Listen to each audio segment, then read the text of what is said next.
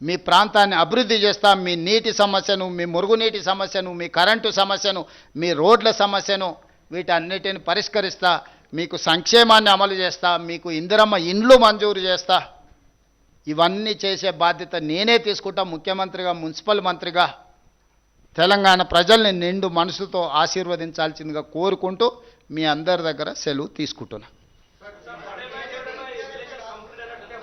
ఉన్నట్టే ఉన్నది సూరజ్, నువ్వేం టెన్షన్ తీసుకోకు. ఈ దేశానికి ప్రధానమంత్రి బడాబాయ్, ప్రతి ముఖ్యమంత్రి ఆయనకు చోటాబాయ్. మీరే లే మనం ప్రోటోకాల్స్. నువ్వు జర్నలిస్ట్వి, నిన్ను ఏడగల్పించినా పలకరిస్తా. ఎందుకు పలకరియను? నువ్వు టీ న్యూస్ ప్రతినిధి అయినా నీ ఫేస్లో కేసీఆర్ను చూడను కదా, జర్నలిస్టునే చూస్తా కదా. సేమ్ ప్రధానమంత్రి కూడా, మోడీ గారు ప్రధానమంత్రి కాబట్టి అతను బడాబాయ్ అందరు ముఖ్యమంత్రులకు. బిగ్ బ్రదర్ అంటారు ఇంగ్లీష్లో. ఇక నాకు వచ్చిన భాషలో హిందీలో చెప్పిన, మీ సార్ అంత ఇంగ్లీష్ నాకు రాదు. ఇప్పుడు స్వార్థం అనే దాంట్లో కూడా ఒక విచక్షణ ఉంది.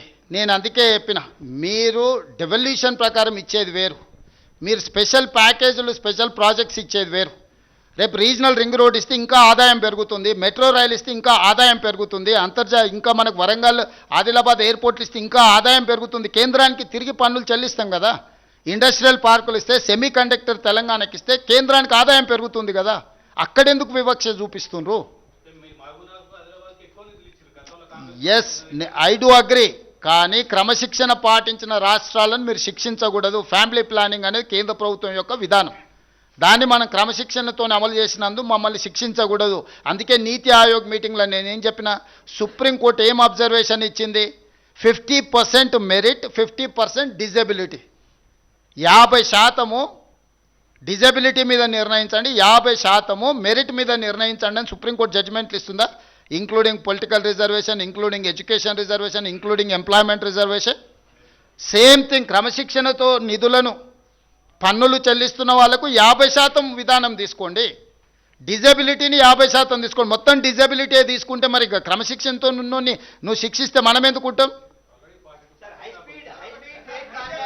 వాళ్ళకు 300, 200% 300% ఇస్తున్నావు. నువ్వు 42% గురించి ఆలోచన చేస్తున్నావు. ఇప్పుడు మున్సిపల్ ఎన్నికలు, ఇక తిట్లకు ప్రజలు ఆల్రెడీ సమాధానం చెప్పారు, సమాధి కట్టారు కదా. ఇక అట్లేం లేదు, అందరూ అంతే. ఏ గల్లీకి ఆ గల్లీ నిర్ణయం అయింది. రాహుల్,